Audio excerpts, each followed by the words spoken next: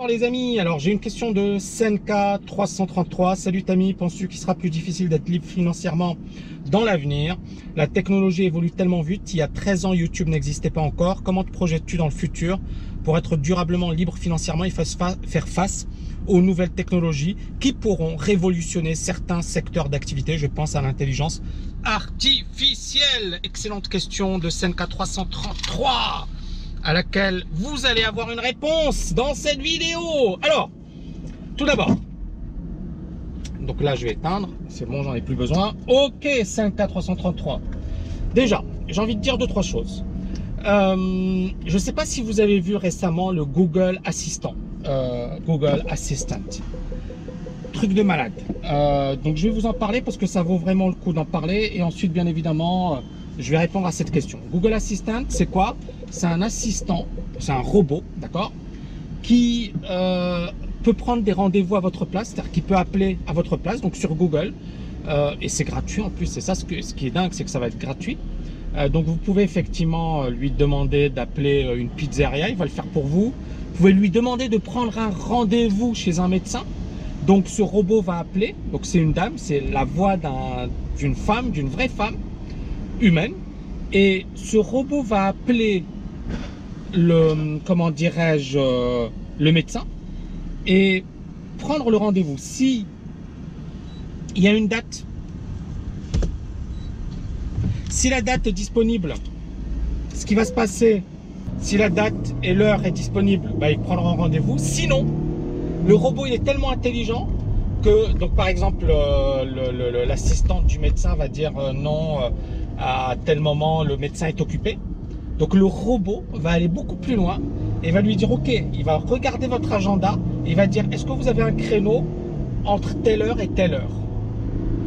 Et donc imaginez le gain de temps pour nous humains, imaginez l'efficacité et imaginez les ravages que ça va faire à de nombreuses activités, notamment les call centers, les centres d'appel, ils vont être décimés avec ça et c'est dans pas longtemps que ça arrive. Donc me dire, et la question que tu me posais, c'est est-ce que ce sera plus difficile? Bien évidemment, parce que ce sera plus difficile d'avoir un job. Comme ce sera plus difficile d'avoir un job, bah, ce sera plus difficile de devenir libre financièrement. D'accord? Donc à partir de là, il va y avoir, et on est en train de vivre une véritable transformation de l'économie. Donc, tu as de nombreux pans de l'économie qui vont soit disparaître, soit être livrés à des robots. C'est-à-dire que si par exemple, je sais pas moi, là on a des personnes qui s'occupent de notre chat. Et Gabriel, je t'adore et on va pas te virer, hein, mais Gabriel, c'est pour toi également. Tu vas devoir monter en compétence. Et c'est important ce que je suis en train de dire. Il y aura des chats qui vont faire le travail à la place d'une personne qui aujourd'hui répond. C'est-à-dire automatiquement, et c'est déjà un peu le cas. Sur Messenger, on peut automatiser les réponses, on peut utiliser des chatbots. Donc, il y a énormément de métiers qui risquent de disparaître. Donc, le conseil que je donne à tous ceux qui ont peur, n'ayez pas peur. Parce que bien évidemment, la peur, c'est la pire, le plus mauvais conseiller. D'accord? Le fait d'avoir peur, ça va vous pousser à prendre les mauvaises décisions. Non, il faut juste se dire un truc.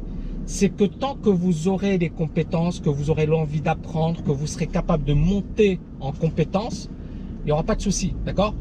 Mais si par contre, parce que de toutes les manières, il y aura toujours des humains. Par exemple, prenons le cas d'une opération chirurgicale.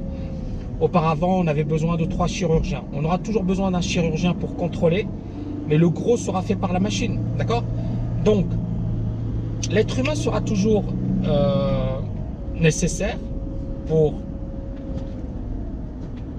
effectuer ces opérations. Mais je fais juste gaffe, hein, c'est pour ça que on aura toujours besoin de l'être humain, mais il y a beaucoup de boulots qui vont disparaître. Et donc, la liberté financière, le problème qui va se poser pour beaucoup de personnes, c'est qu'elles n'auront pas de job. Et c'est pour ça que moi je dis, je sais pas comment ça va se passer dans 10 ans. Je sais pas comment les gouvernements vont réagir. Je sais pas comment ils vont gérer tout ça. Je sais pas s'ils pourront gérer tout ça, parce que ça va aller tellement vite que ce sera très difficile pour eux de le gérer. Et donc il faut pas dépendre des gouvernements. Je suis désolé, hein, il faut pas dépendre des gouvernements. Il faut se bouger et se bouger en essayant de trouver des solutions. Donc au lieu d'attendre 5 ans, 10 ans, si je sais pas quel âge tu as, commence à investir dès aujourd'hui.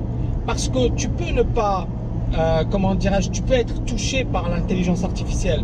Mais si tu investis en bourse dans l'intelligence artificielle, par exemple, bah, tu vas en profiter. Tu vas profiter finalement des gains et de la croissance de ce secteur. Comprenez-moi.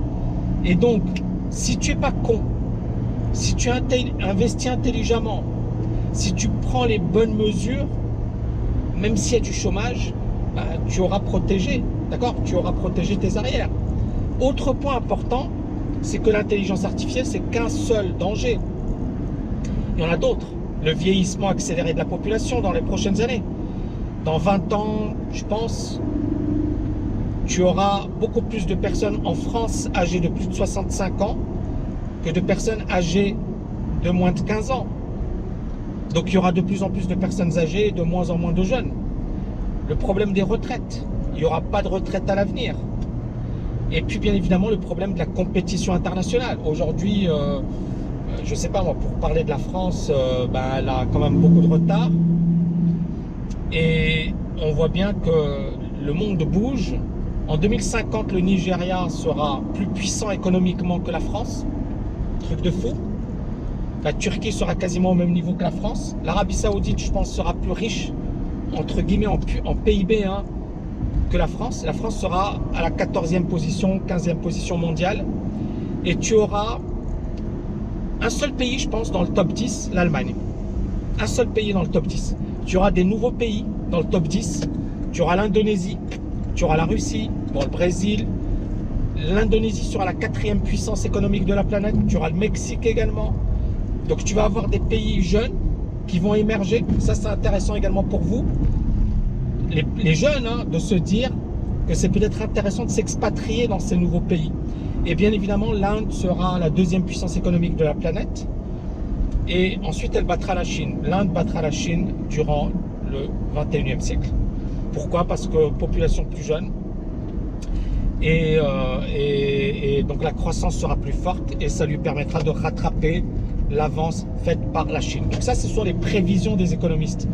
Bien évidemment, elles peuvent évoluer, c'est normal, mais ce sont des prévisions à long terme. Et moi, je pense que si les choses continuent comme elles continuent, pourquoi? Parce que je dis, il n'y a pas de fatalité dans la vie, d'accord? Ça, c'est ce que les économistes disent.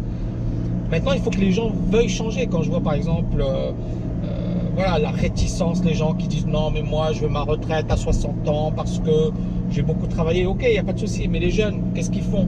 D'accord? Est-ce que tu veux qu'ils galèrent toute leur vie pour payer ta retraite? À un certain moment, il faut vraiment redéfinir le système. D'accord? Aujourd'hui, ce système n'est pas bon, n'est pas adéquat. Et il va falloir le changer au plus vite.